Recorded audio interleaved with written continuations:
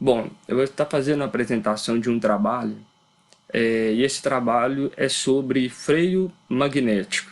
Foi redigido por Cristina Alvarenga Rostes Santos, Pedro Foz Fernandes e Thiago Henrique Melo Silva, dentro da disciplina de Conversão Eletromecânica de Energia, sexto período de Engenharia de Controle e Automação PUC Minas. E o professor orientador é Alexandre Rezende Guimarães. O que é um freio magnético? O freio magnético ele é um sistema de frenagem, onde ocorre a retirada da energia cinética. Ou seja, nós teremos um movimento de um condutor, e esse movimento de um condutor, quando passa por um campo magnético, há uma variação de fluxo nesse material condutor que vai gerar uma corrente induzida, ocasionando-se a frenagem desse sistema. Então, um sistema de conversão de energia cinética em energia elétrica. Então, isso é uma ação geradora, pelo qual motivo, no material condutor será gerado uma tensão induzida ou uma corrente elétrica induzida, na forma de correntes parasita ou também de Foucault. E também algumas referências trata esse freio, esse tipo de freio, como freio de Foucault. E, por sua vez, são dispersadas na forma de calor, eficiente no movimento relativo entre um ímã e um condutor. Então, ou seja, nós temos uma grande eficiência quando se trata de um material condutor que não seja ferromagnético e um ímã, para gerar esse sistema de frenagem, que no final do vídeo eu vou estar mostrando para vocês um experimento realizado por mim mesmo, que foi um experimento bacana.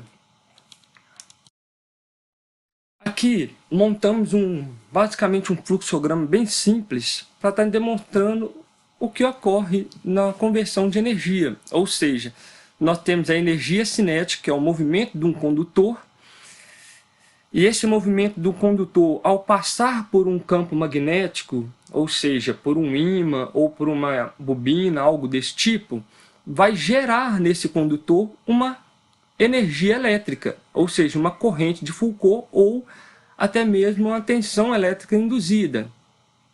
E essa corrente elétrica será convertida em forma de calor. Então, há uma variação de fluxo do condutor, ocasiona-se o aparecimento de uma força eletromotriz, o que resulta em uma corrente induzida, que por sua vez gera um campo magnético que contraria a variação do fluxo. Lei de Faraday e lei de Lenz. Basicamente, a gente aprendeu dentro dessa disciplina o efeito do transformador. O efeito transformador, pela geração da tensão induzida, da alimentação no primário, gera uma tensão induzida no secundário, justamente pelo fluxo variante que nós temos no primário desse transformador. Basicamente a mesma ideia. Então, a gente teremos um conceito em que eu tenho um campo magnético, e a variação desse condutor que passa por esse campo magnético vai surgir nele uma corrente induzida. Então aqui nós temos a equação, e essa equação representa para nós a força eletromotriz induzida é igual menos, porque esse menos é uma força contrária, menos o fluxo magnético, menos o fluxo, a variação do fluxo magnético sobre a variação do tempo.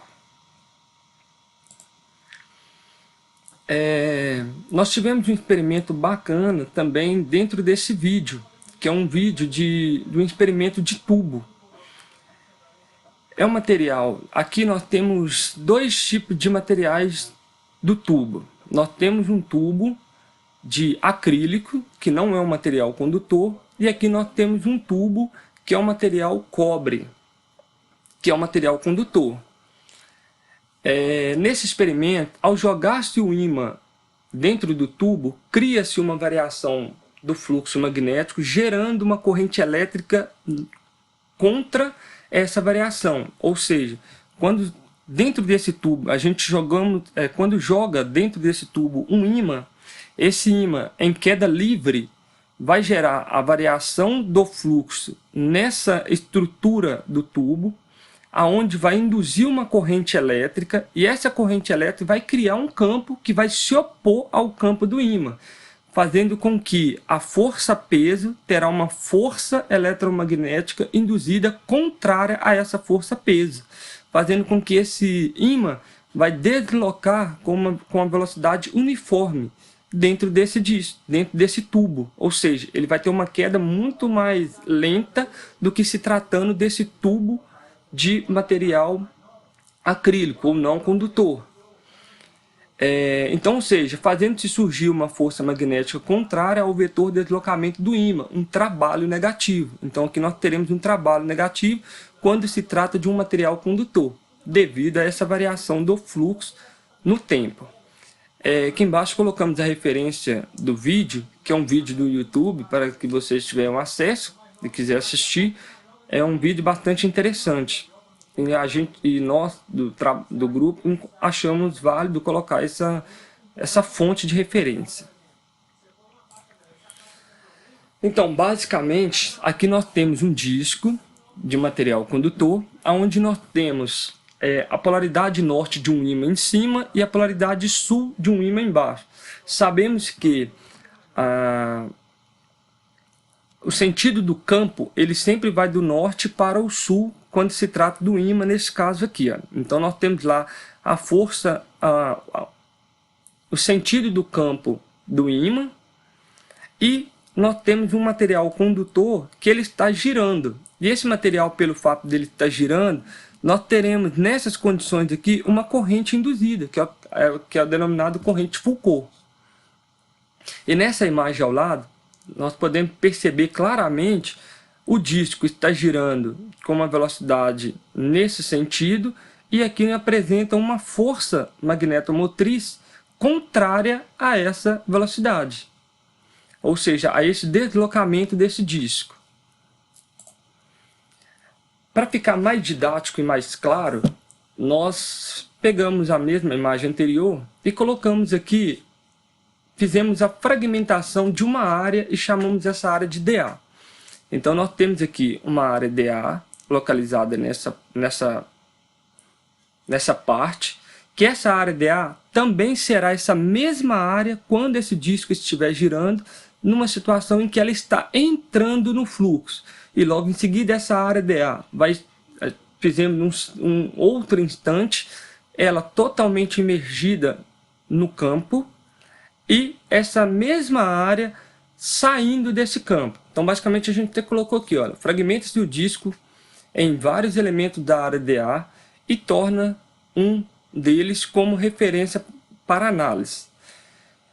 Na área dA tem-se 4 instantes estipulados a partir das diferentes variações do fluxo em uma volta. Então a gente vai fazer isso daqui em uma volta para entender melhor como que é o processo. Cada instante produzirá uma corrente distinta, óbvio. Então, ou seja, essa área dA aqui, que também será essa aqui, que também será essa, vai produzir correntes elétricas induzidas diferentes nessas situações, a corrente Foucault. Então, ou seja, fragmentando-se essa área dA e iniciando ela nessa situação aqui, o disco girando, e nesse ponto ela está nessa situação aqui, esse elemento de área dA, ele não está imerso a nenhum campo, então não há variação de fluxo também nele, então não vai surgir corrente elétrica. Então aqui nós não teremos corrente induzida nessa situação. Aqui, aquela mesma área dA que estava aqui, o disco continuou girando. Chegou neste ponto aqui, ó. Ou seja, essa área dA está entrando dentro desse fluxo magnético do ímã. Então, como ela está entrando dentro desse fluxo magnético, então aqui está surgindo, ou seja, está aumentando o fluxo de corrente nessa área dA. Então foi que redigimos, né, nesses slides, que o fluxo ele aumenta, a corrente no sentido anti-horário, gerando-se um campo magnético no sentido contrário ao já existente contra a variação do fluxo, ou seja, se nós observarmos aqui, nós temos um vetorzinho azul que é dessa corrente aqui, ó. Ou seja, essa área dA está entrando, o fluxo está aumentando, a corrente elétrica está aumentando, e essa variação dessa corrente elétrica gera uma variação contrária à variação ao sentido do campo do ímã. Passando pelo isso vai surgir uma aceleração contrária ao deslocamento, ou seja, o deslocamento do disco está nesse sentido, então isso vai gerar para nós um deslocamento no sentido oposto, conforme visto na figura anteriormente.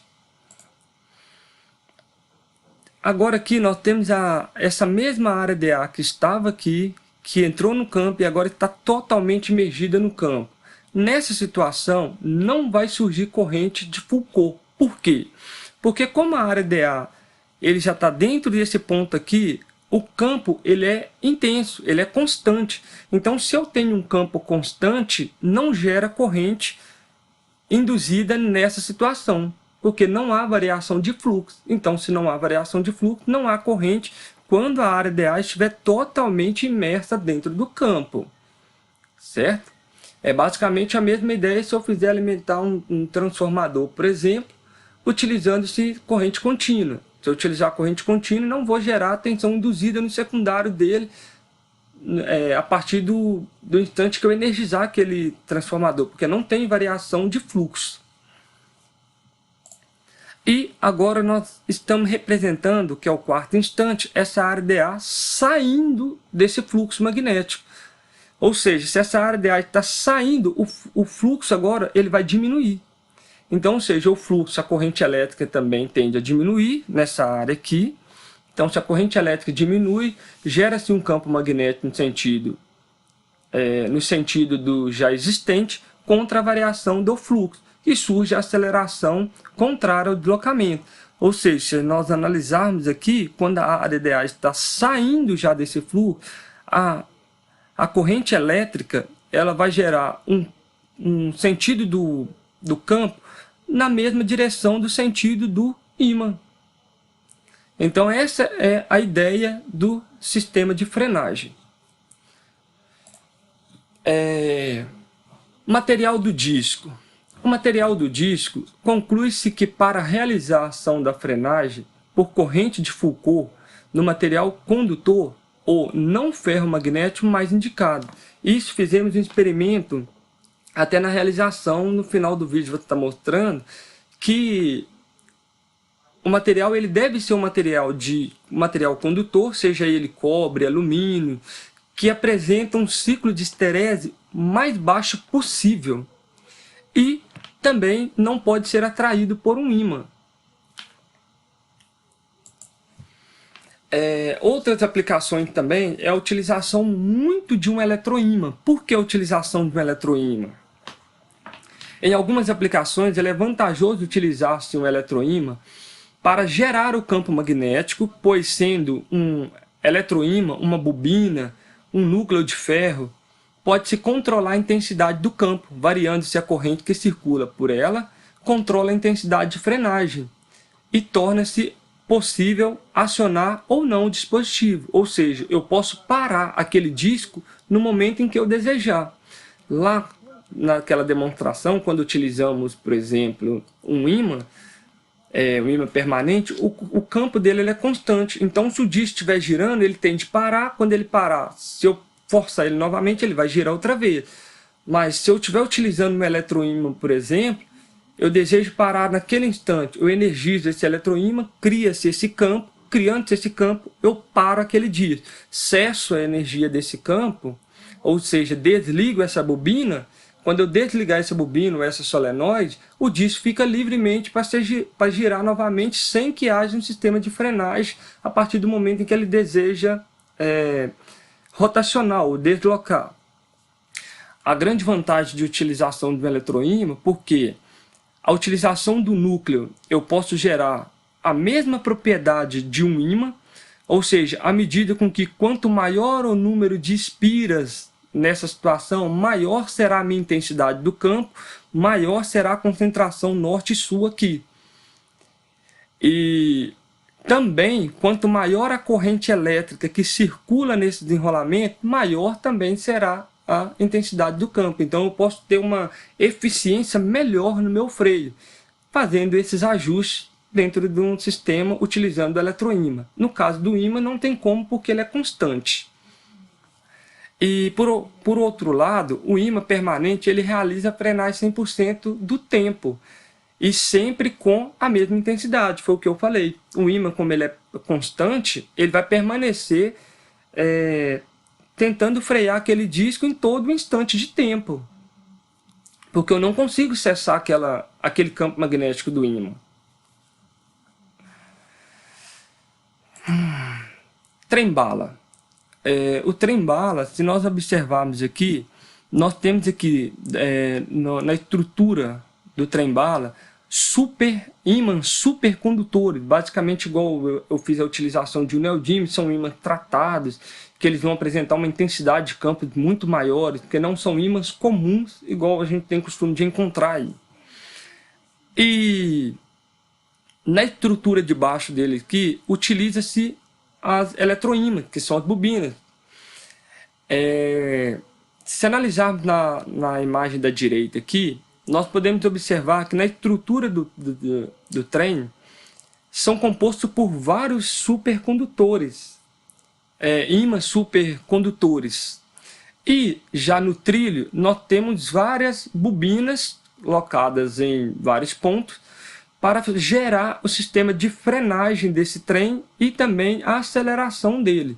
Ou seja, como que ocorre a aceleração?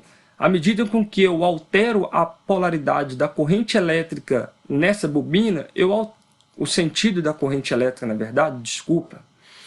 Quando eu altero o sentido da corrente elétrica nessas bobinas, eu altero também a polaridade.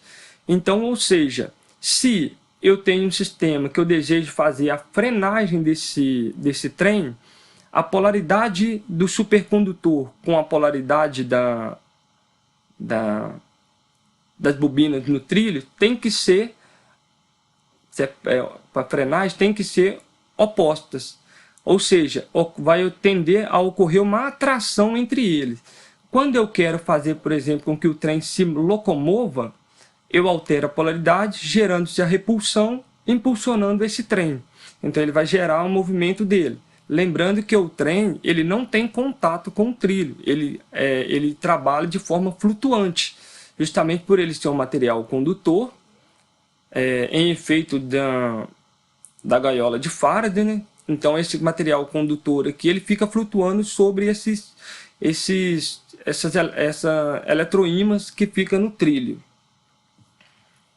Outra aplicação é a montanha-russa. A montanha-russa são compostas por 350 pares de ímãs localizados no trilho, onde ela faz com que os ímãs atraem a parte metálica dos vagões, fazendo com que haja frenagem ocorre aos poucos. Ou seja, nós temos que ter um sistema de frenagem de forma suave. Não pode ter uma frenagem tão brusca, porque senão pode machucar as pessoas que estão ali para se divertir.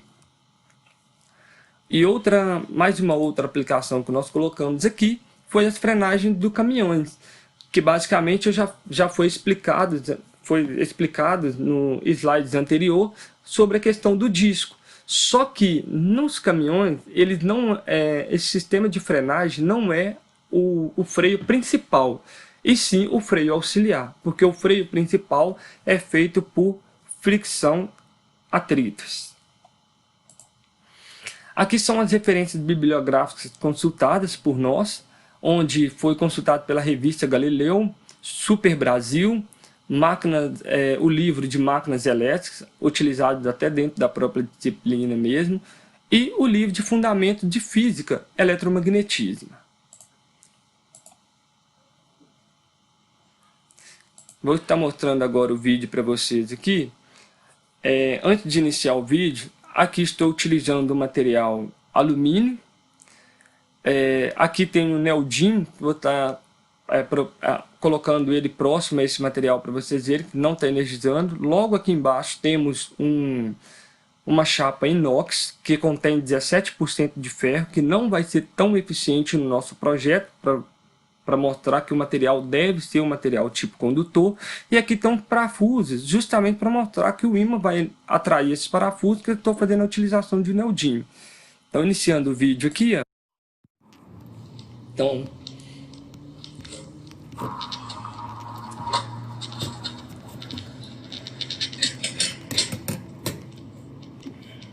ela não é atraído, também não atrai o alumínio e atrai os parafusos.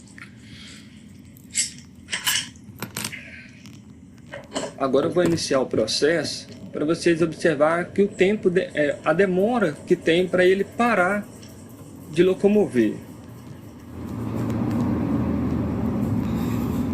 Colocando o neodymo próximo a essa chapa de alumínio, ou seja, vai induzir uma corrente de Foucault a partir do momento em que esse material ele seja deslocado. Lembrando que não tem contato direto. Olha para vocês verem, o sistema de frenagem é rápido e a utilização da chapa inox.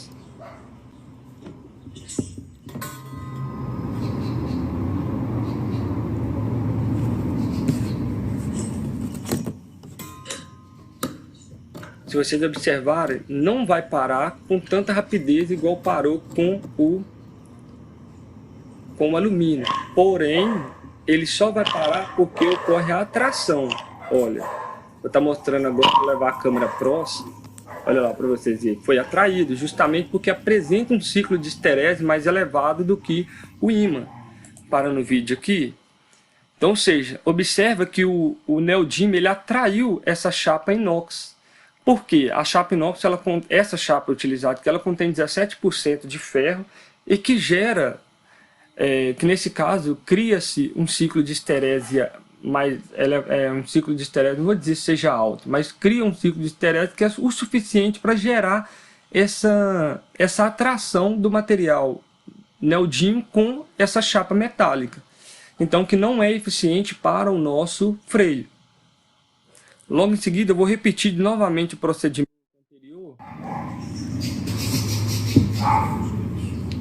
Tá lá, vou repetir novamente o procedimento para mostrar que o alumínio não será atraído e ele está distanciado do neodymo.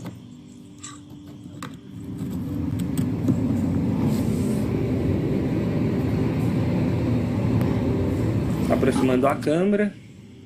Opa, vídeo.